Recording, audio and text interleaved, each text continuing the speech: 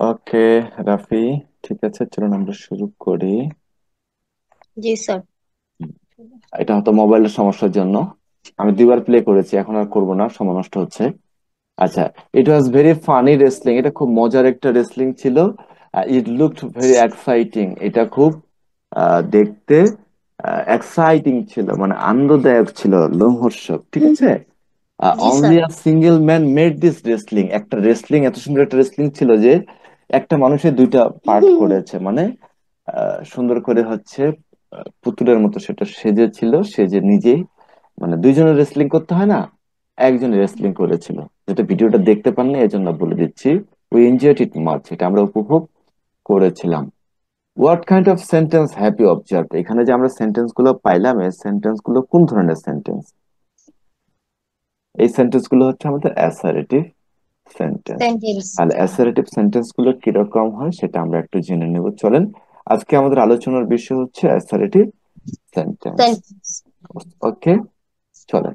আমরা যে যে বিষয়গুলো জানবো সেগুলো হচ্ছে identify the definition of the assertive, assertive এর সংজ্ঞাটা জেনে নিব। Identify the structure of assertive, স্ট্রাকচারটা কিরকম হয় অ্যাসারেটিভ সেন্টেন্স দেখতে সেটা দেখে নিব।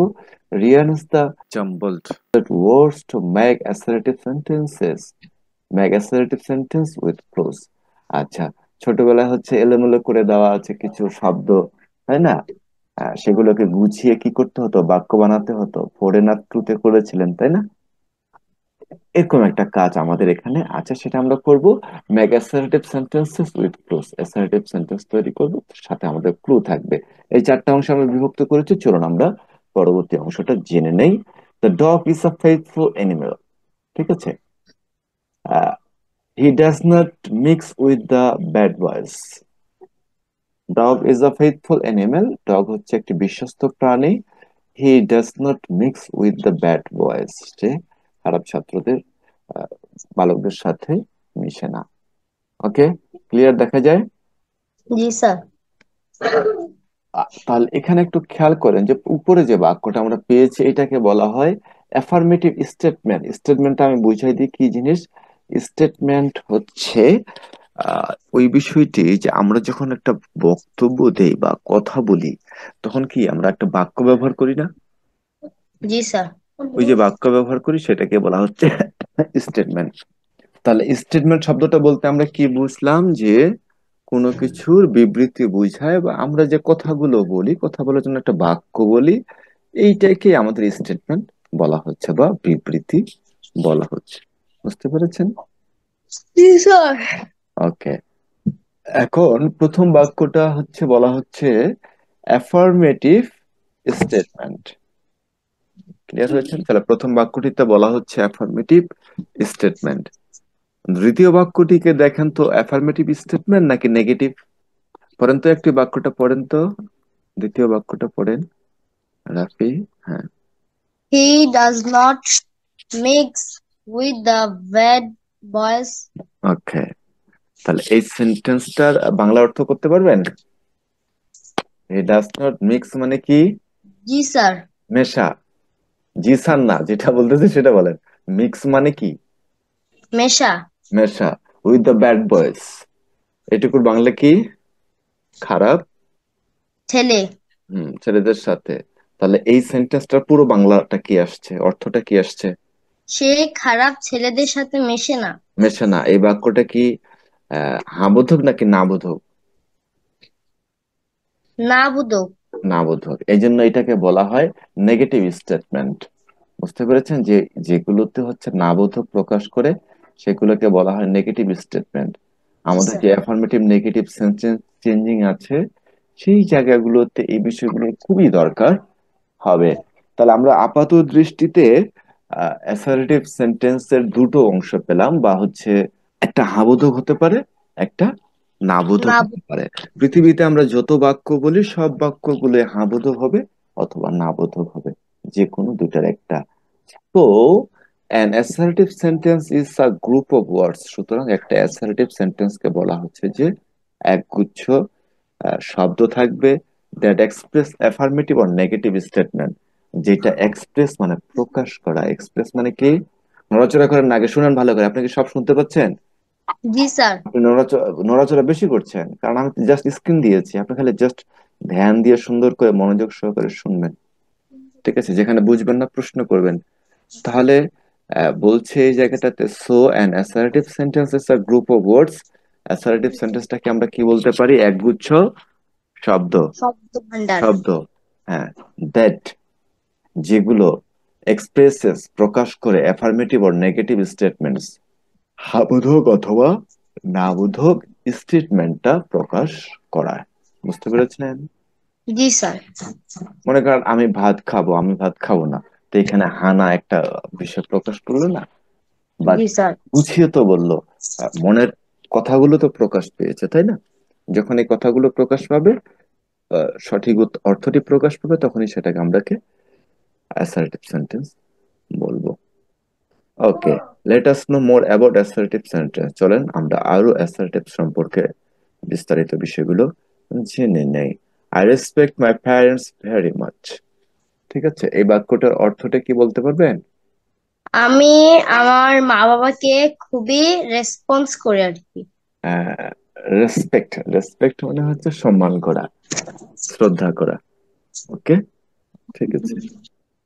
হ্যাঁ, খুবই সুন্দর বাক্য। এই বাক্যে প্রথম যে কথাটি আছে, দ্যাট মিন্স ওয়ার্ডটি আছে আই, এটাকে বলা হচ্ছে সাবজেক্ট।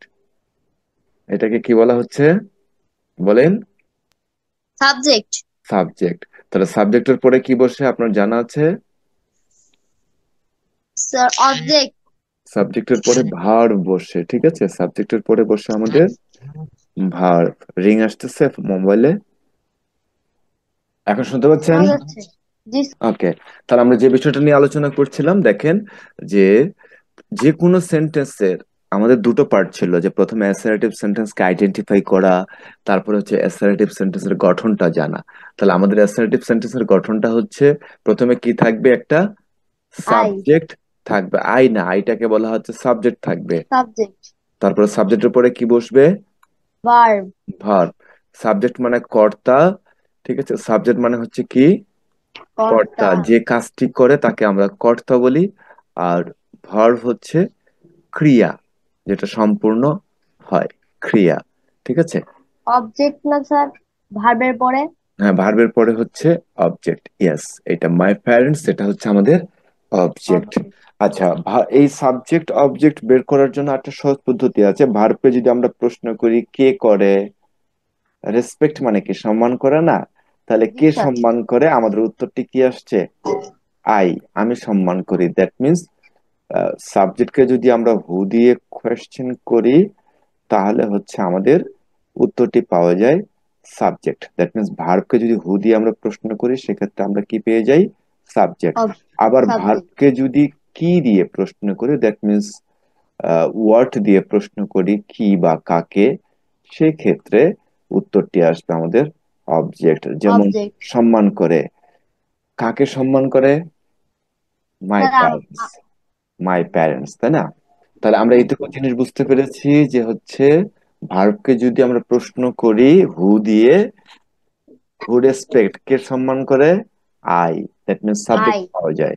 ঠিক আছে, ভার্বকে হু দিয়ে কোয়েশ্চেন করলে আমরা কি পেয়ে যাই? Subject I. পেয়ে যাই। হুম, না, সাবজেক্ট বলতে হবে। আই তো অন্য জায়গায় তো অন্য কিছু থাকতে পারে। বুঝতে পেরেছেন?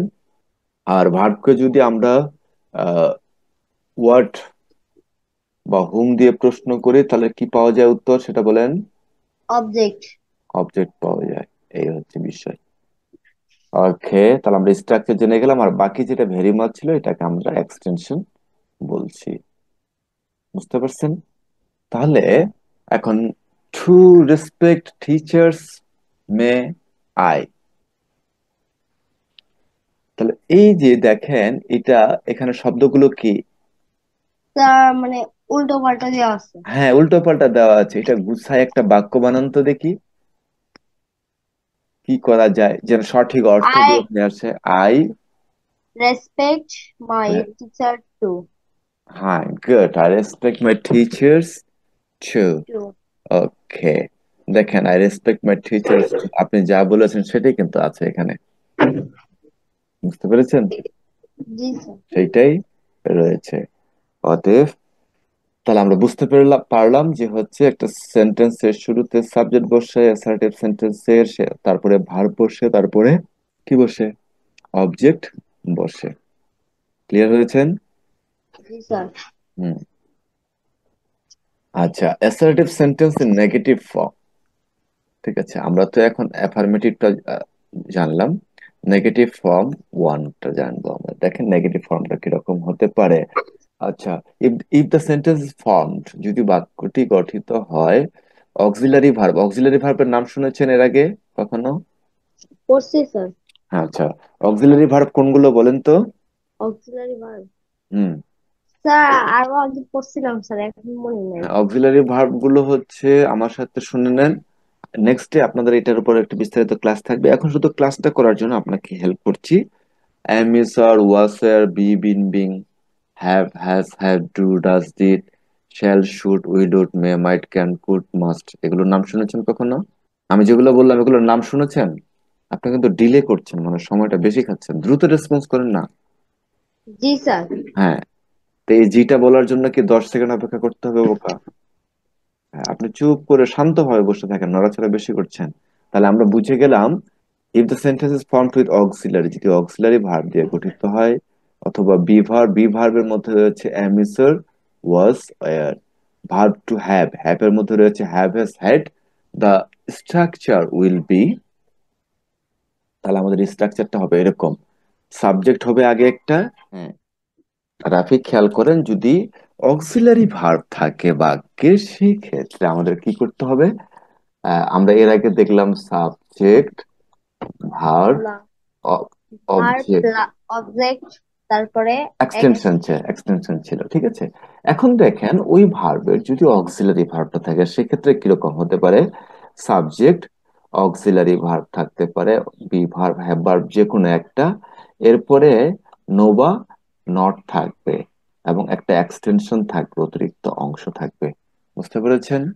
আই হ্যাভ নো মানি, ঠিক আছে, I am not a good boy, অথবা I am a good boy, অ্যাফার্মেটিভও হতে পারে কিন্তু। বুঝতে পেরেছেন? ওকে, চলেন। এখানে আমাদের বাক্য ছিল, আমি যেহেতু বলে দিলাম তাহলে আর বাক্যটা দরকার নেই। এরপর বলছে assertive sentence into negative form one. আগেরটা তো ওয়ান ছিল নাকি? Assertive sentence in negative form one, এটা তাহলে ফর্ম টু হবে। এটা ভুল করে ওয়ান হয়ে গেছে। ওকে, ঠিক আছে। দেখেন এখানে কি বলছে, if the sentence is formed with action verb, that means আমরা যে কিছুক্ষণ আগে অক্সিলারি ভার্বের কথা বললাম না, সেগুলো যদি না থাকে তখন আমাদের স্ট্রাকচারটা হবে subject, do not, does not, didn't.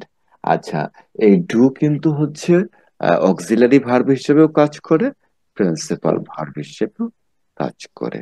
বুঝতে পেরেছেন? তাহলে যদি আমাদের সেন্টেন্সটি হয় নেগেটিভ ফর্ম কিন্তু অক্সিলারি ভার্ব নাই, সেক্ষেত্রে আমাদের স্ট্রাকচারটা হবে do not, does not, didn't, এরপরে মেন ভার্ব বসবে, এবং মেন ভার্বটা অবশ্যই বেস ফর্মে বসবে এরপরে। বুঝতে পারছেন? আমরা এগুলো আরো যখন রাইট ফর্ম অফ ভার্বের রুলস আগাবো তখন আমাদের কাছে আরো সহজ হবে। আমরা একেবারে বেসিক প্রাইমারি লেভেলটি আলোচনা করছি আজকে। তাহলে আমরা কি করলাম, যে নেগেটিভ বাক্য, মানে নেগেটিভ স্টেটমেন্ট দুটো পেলাম, একটা হচ্ছে অক্সিলারি ভার্ব যুক্ত, আর একটা হচ্ছে মেন ভার্ব। ক্লিয়ার? জি স্যার। ওকে, এখন আসেন, আপনার একটা কাজ আছে, rearrange the jumbled words to make 5 assertive sentences. এই যে সেন্টেন্স গুলো আছে, এই সেন্টেন্সটা সঠিক করে লিখে ফেলতে হবে, এখনই লিখে ফেলেন খাতায়। ওই যে কিছুক্ষণ স্যার আগে কত আমরা সময়? সময় কম নেন, যদি আপনি সময় সেভ করতে পারেন তাহলে আপনি বেশি পড়তে পারবেন। ঠিক আছে, ভাবা মাত্রই আমাকে বলবেন, 2-3 মিনিটের মধ্যে লেখে নেন।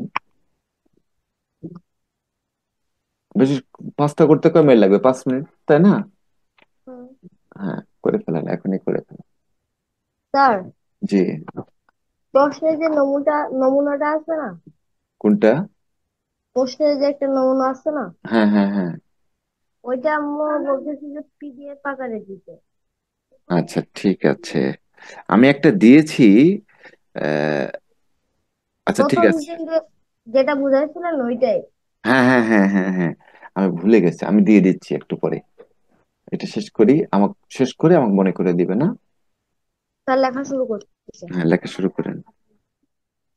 ওকে, রাফি হয়ে গেছে। স্যার। জি, স্যার। লিখেছেন রাফি?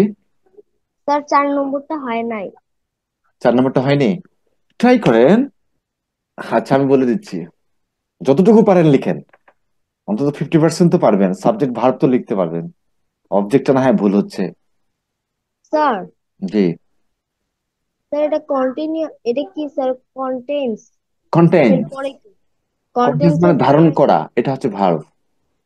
পরে কি? এটার পরে কি?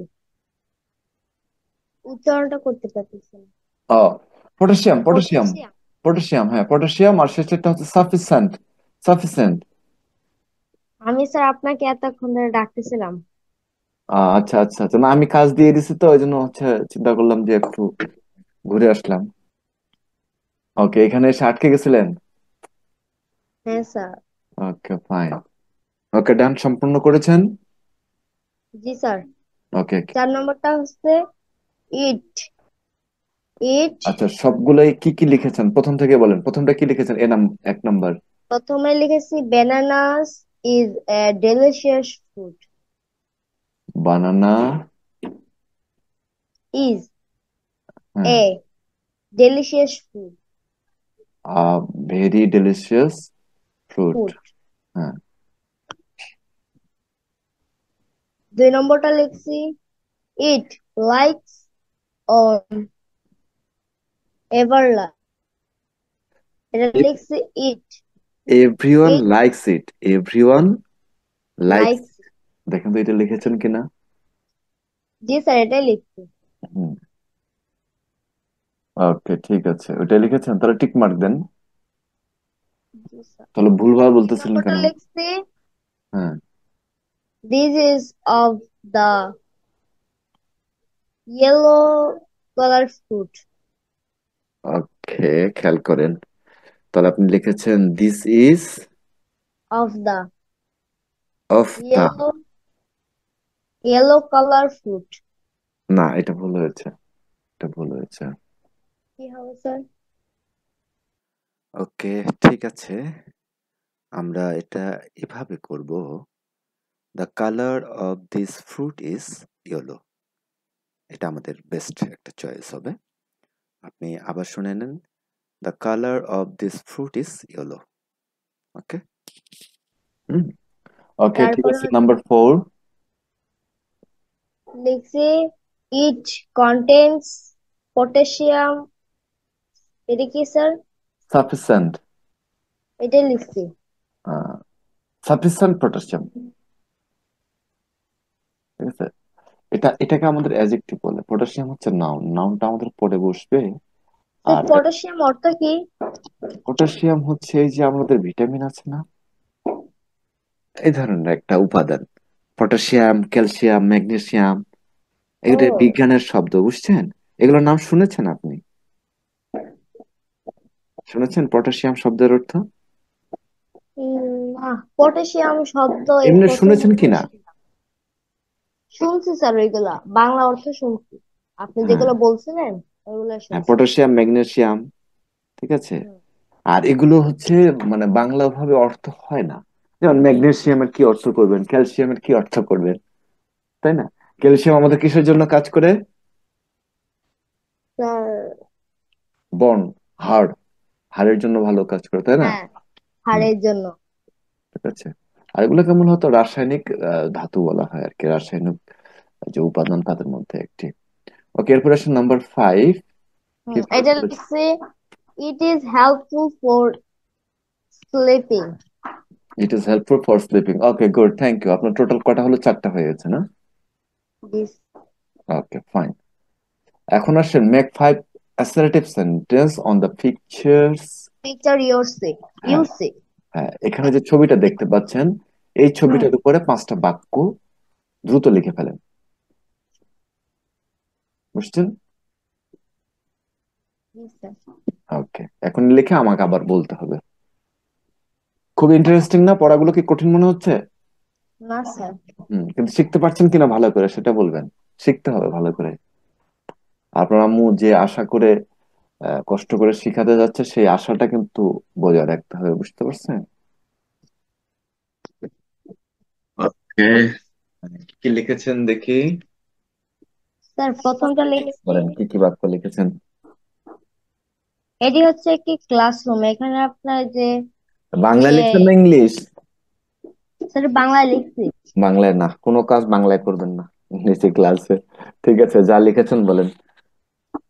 স্যার এটি হচ্ছে একটি ক্লাসরুম, এটার মধ্যে স্যার শুধু ওই যে মেয়েরা স্যার যে নীল কাপড় পরে আছে, নীল ড্রেস পরে আছে, তার মধ্যে স্যার সাদা ওড়না। তারপরে 2 নম্বর লিখছি এই যে স্যার এখানে যে বুকের যে হাড় সম্পর্কে আছে না, ওইটা সম্পর্কে ওদের জানানো হচ্ছে স্যার। আচ্ছা আচ্ছা আচ্ছা, মানে এটা হচ্ছে বায়োলজি বলে আর কি, মানে বক্ষপিঞ্জর। ঠিক আছে, হুম। Biology subject. আচ্ছা, এটা ইংরেজি এখানে দিয়ে লিখতে হতো, যাই হোক আমাদের সময়টা নষ্ট হয়ে গেছে। এটা আপনি জিজ্ঞাসা করেননি, আমারও বলতে ভুলে গিয়েছিলাম। এরপর যত কাজ দেওয়া হবে সব ইংরেজি দিয়ে করবেন, ওকে? জি স্যার। আচ্ছা ঠিক আছে, চলেন। ওকে, এই ক্লাসটা আমাদের এখানেই শেষ হয়ে গেল। মে আল্লাহ ব্লেস ইউ। ওকে, আমরা কি বুঝতে পেরেছি আজকে অ্যাসার্টিভ সেন্টেন্সের ফাংশনটা নিয়ে? জি স্যার। হ্যাঁ। আর আমরা আজকে আর নতুন ক্লাস শুরু করছি না, কারণ যেহেতু আরেকজন স্টুডেন্ট ছিল, তো ওর মা অসুস্থ, এই জন্য ক্লাসটা করতে পারেনি স্যার না। রেকর্ড শুনছি স্যার। জি হ্যাঁ, জি জি। স্যার এই যে ইসের মধ্যে স্যার রেকর্ড শুনছি। আচ্ছা আচ্ছা, ও হ্যাঁ, শুনছেন না? হ্যাঁ হ্যাঁ, ঠিক আছে, এই জন্য ওকে একটু স্যাক্রিফাইস করতে হবে, অসুস্থ যেহেতু। পরে আবার আমরা খবর নিব ওর আম্মু কি হলো, সুস্থ হলো কিনা। তাহলে একটা জিনিস খেয়াল করেন, পার্সিভ স্পিচটা আপনার খুবই ভালো হয়েছিল। আজকে আমরা সেন্টেন্স সম্পর্কে জানলাম, অ্যাসার্টিভ এবং ইন্টারোগেটিভ। জি ওদিকে স্যার। তো যায়নি, ওদিকে তো আমরা পরে শিখবো, ঠিক আছে? মূলত সেন্টেন্স স্যার কত প্রকার বলেন তো? 5 প্রকার। কি কি? অ্যাসার্টিভ, স্যার এরপরে? শুনতেছেন? হ্যাঁ হ্যাঁ, জি শুনতেছি।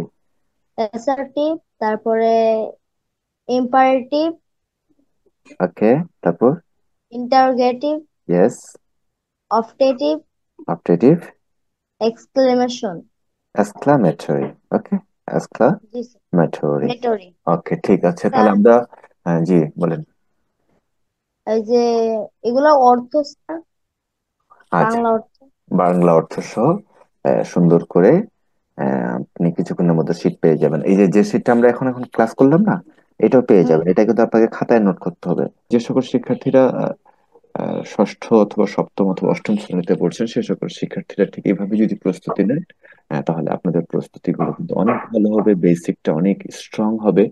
তো আপনাদের সবাইকে আহ্বান করব, আহ, সপ্তম, ষষ্ঠ এবং অষ্টম শ্রেণীর যে সকল শিক্ষার্থী রয়েছেন, এইটা আপনাদের জানতেই হবে। যারা নবম এবং দশমে পড়ছেন, যদি এইগুলো না জানেন, আমরা যে প্রসেসটা এভাবে শিখে আসলাম এখানে, রিদওয়ান আল রাফি আমাদের সাথে ছিলেন, ঠিক সেভাবে যদি আপনি না শিখতে পারেন, তাহলে কিন্তু আপনার শেখাটা একটু অপূর্ণ থেকে যাবে। সবাই ভালো থাকবেন, সুস্থ থাকবেন। যারা শুরু থেকে শেষ পর্যন্ত আমাদের ভিডিওটি দেখেছেন, যদি ভালো লেগে থাকে অবশ্যই লাইক, কমেন্ট অথবা সাবস্ক্রাইব করতে পারেন, যদি ভালো লেগে থাকে। ধন্যবাদ আপনাদের সবাইকে। আল্লাহ হাফেজ। আসসালামু আলাইকুম স্যার। হ্যাঁ, ওয়ালাইকুম আসসালাম।